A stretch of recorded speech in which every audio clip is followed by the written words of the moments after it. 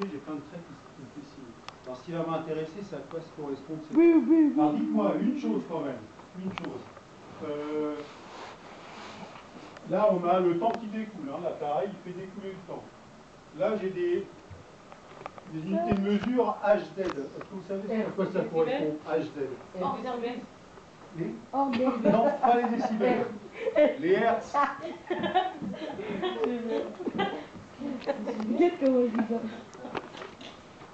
Les hertz. Et les hertz, vous savez ce que c'est qu'un hertz?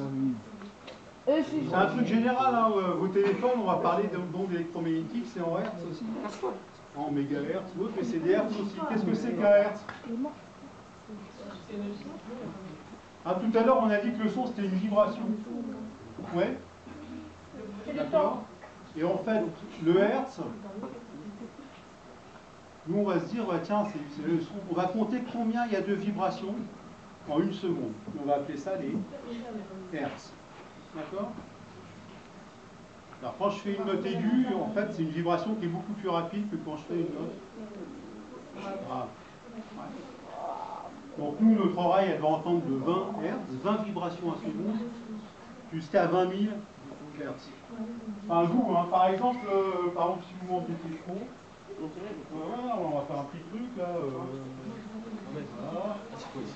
Voilà. Oh non, monsieur, non, s'il vous plaît. Voilà. Tout va bien, j'entends rien. C'était grave? Non, rien. Non, monsieur, vous avez pas entendu. Monsieur, vous avez entendu le son? Oui, c'est un bruit strident. Non, c'est vrai, c'était... Comment tu veux l'entendre pas? Lui, il n'a pas entendu, monsieur. Ah, j'entends pas. Monsieur, vous avez entendu? L'avantage, hein, c'est que voilà, si le coq, il y a un truc qui me plaît pas, je balance le son, moi ça me fait rien, vous, ça me fait mal. Ça t'a fait vraiment mal? Moi, oui. Non, j'ai mal, Mal. c'est désagréable. Alors ça, c'est un son très aigu. J'arrive à le mettre. Voilà. Alors, je vais le faire moins fort.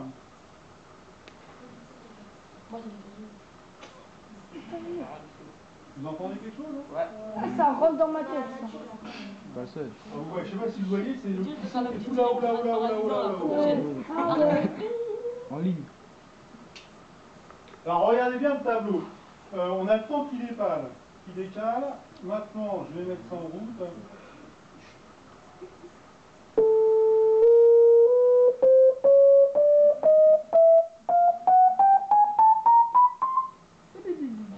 Là, j'ai fait varier la fréquence. Et on s'aperçoit hein, que là, on a nos hertz, c'est la combien de vibrations par seconde. Plus j'augmente le nombre de vibrations par seconde, plus le son il devient Plus aigu. plus aigu. Voilà. Alors, il y a autre chose que je peux faire aussi. Qu'est-ce qu'il manque comme paramètre? Là, j'ai le temps, les vibrations, le nombre de vibrations secondes. L'intensité, je vais la voir comment, à votre avis? Je sais que ça soit fort ou faible. Elle apparaît comment sur mon Français. Parfois à faire, là, pour le voir. On va commencer, on va lancer.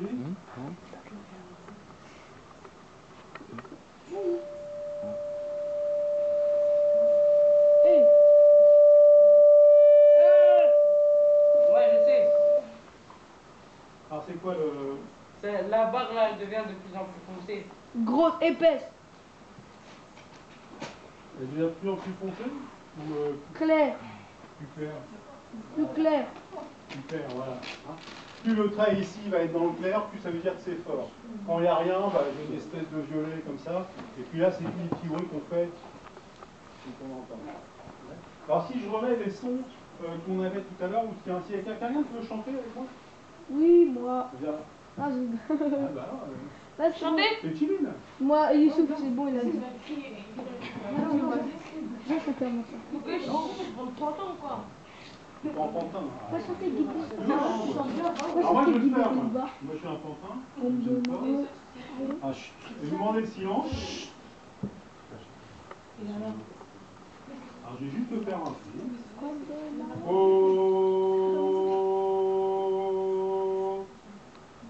Voilà. Là je m'arrête. Et je vais regarder le dessin que ça me fait. Alors vous vous rappelez, hein, tout à l'heure on a parlé du nombre de vibrations. Bah tiens, là j'ai produit un son qui était aux alentours de 160 vibrations secondes. Ouais. Il était assez fort. Et puis là j'ai chanté un certain temps. Et puis une fois que j'ai ça, je me dis c'est bizarre quand même. J'ai quelque chose qui est venu se rajouter. Puis quelque chose qui est venu se rajouter. Puis quelque chose qui est venu se rajouter.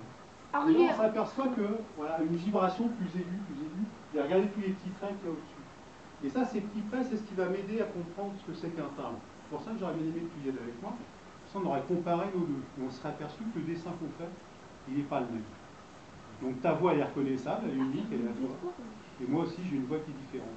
Et même si on change la même note, ici, on va avoir des équilibres qui ne sont pas pareils. Et c'est ça comme ça qu'on va reconnaître, nous, le timbre. Un peu comme les couleurs, hein, quand vous mélangez les couleurs, ben, un son va mélanger différents sons ensemble pour donner une unité. Et c'est ce qui fait que quand c'est un tel qui parle, ben, je le reconnais, c'est sa voix, ça c'est sa voix, ça c'est la voix de machin, sa voix de machin. Même si on dit la même phrase. D'accord? Ouais. Le timbre, c'est un truc très très important, très bizarre. Et pour tricher un peu et faire des vidéos sonores, moi je vais être obligé de m'attacher à ces histoires de timbre, à regarder comment ils fonctionnent. Ça va me permettre de regarder comment ça se fait. Ouais. Ça va? Des questions là-dessus? Ah, dites-moi, par exemple, quand je fais A, E, I, O, U, est-ce que je change le nombre de vibrations par seconde? C'est-à-dire qu'entre le O et le I, lequel est le plus aigu? L'impression qu'on a. Ouais, on a l'impression que le I est plus aigu, alors que, a priori, je fais à peu près la même chose. Ce qui va changer, ça va être le dessin. Je vais vous le faire. Parce que j'ai pas de volontaire, c'est tout. O, A, I, O, U.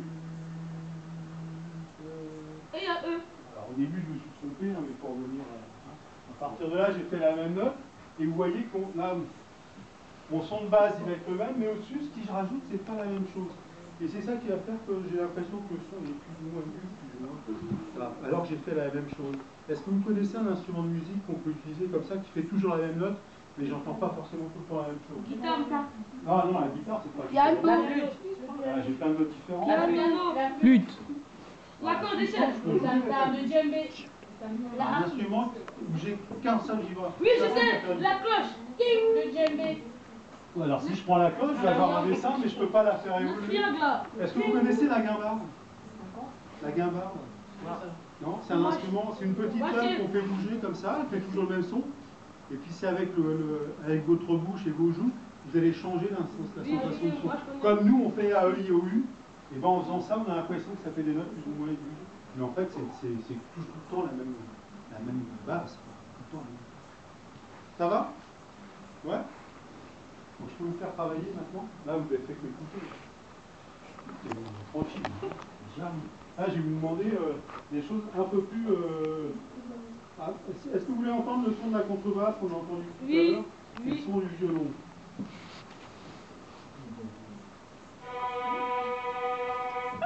Ah non, c'est pas ça.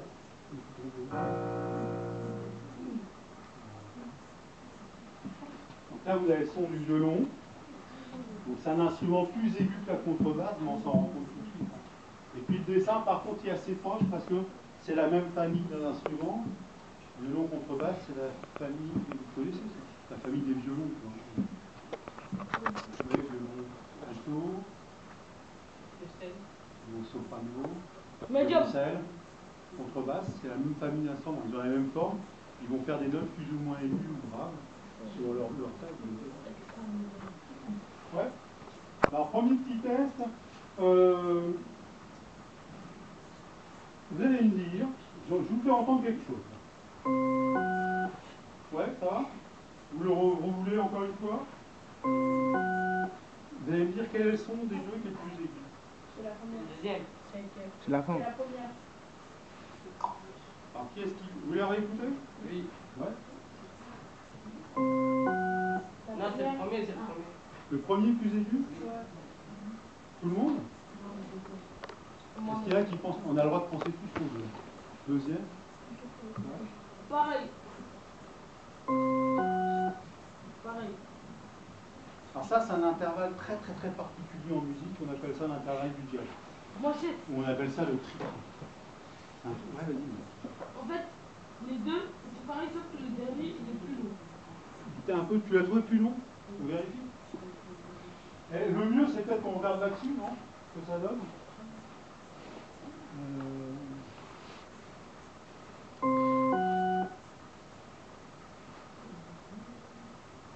Tout le monde voit ou pas?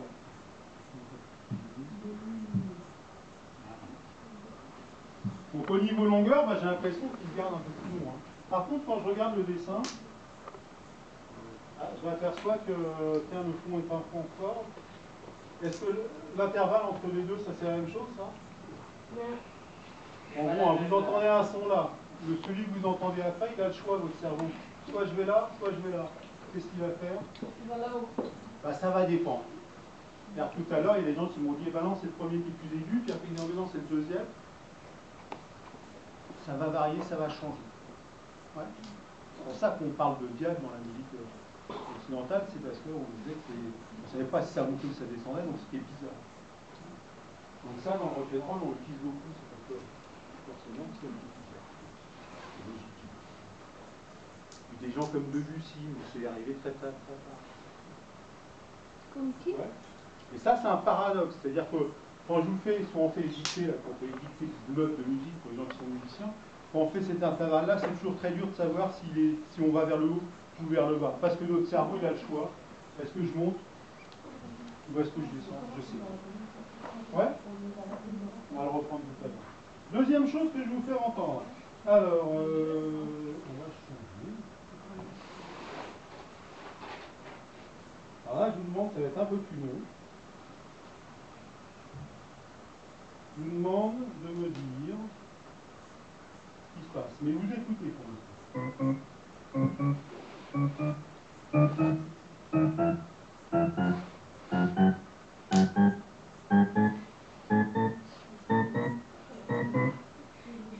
J'ai déjà entendu ce bruit. Ouais, Ça devient de plus en plus fort. Donc qu'est-ce que ça fait? Ça devient de plus en plus fort. Plus fort ou plus aigu? Plus fort. Plus fort? Non, plus aigu. Plus aigu, ouais. Plus rapide. Je le remets. Donc normalement, quand je le remets à zéro, il part du point de départ. Est-ce que vous avez la sensation que ça repartir du point de départ?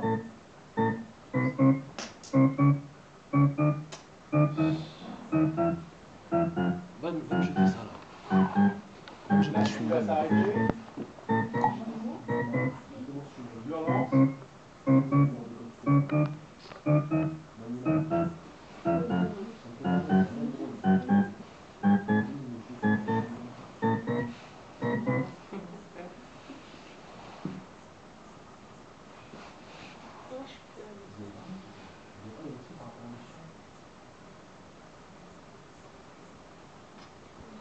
Qu'est-ce qui se passait dans le petit intervalle que je vous passe là? On a l'impression que ça monte des escaliers, on est d'accord?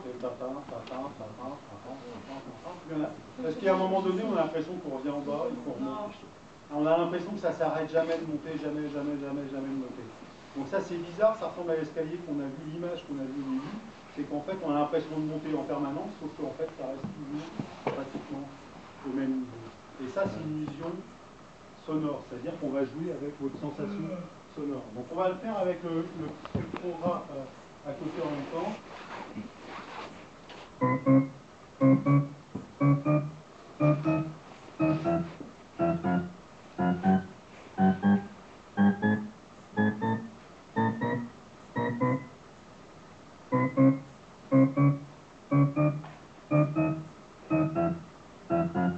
Je m'arrête là. Un pont. Ça monte de plus en plus. Donc là on voit un tac-tac, ok, tac-tac, ok, tac-tac.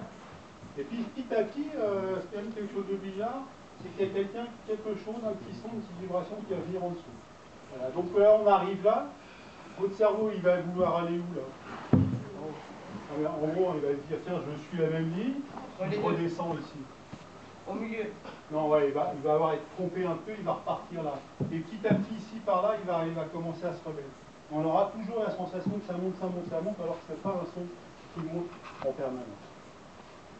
Ça, c'est une illusion dite sonore. On arrive à tricher un petit peu comme ça, nous donner l'impression d'entendre quelque chose